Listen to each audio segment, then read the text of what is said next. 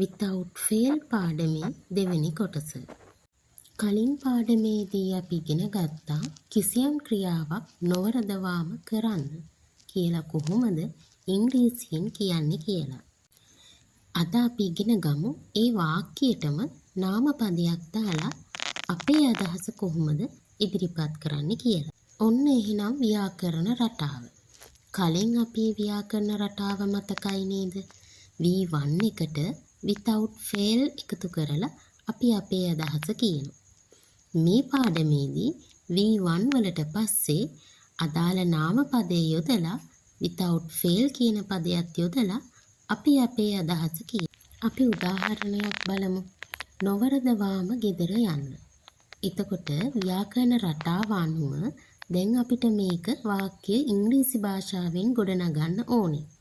මේකේ ක්‍රියාපදයක තමයි යන්න කියන එක. නාමපදයකෝ නාමපදය තමයි ගෙදර කියලා කියන්නේ.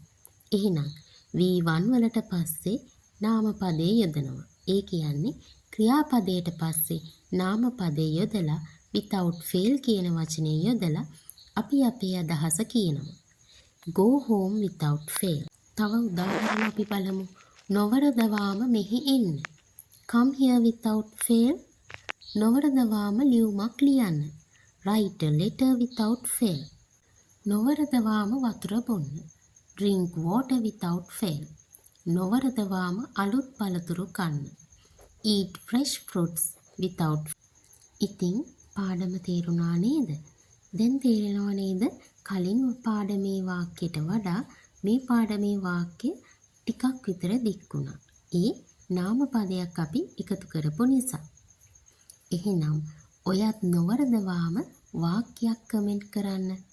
Comment a sentence without fail. අද පාඩම මෙතනින් අවසන් වෙනවා. මේ වගේම තවත් පාඩමකින් අපි හමු වෙමු. ඔයාට සුබ දවසක්.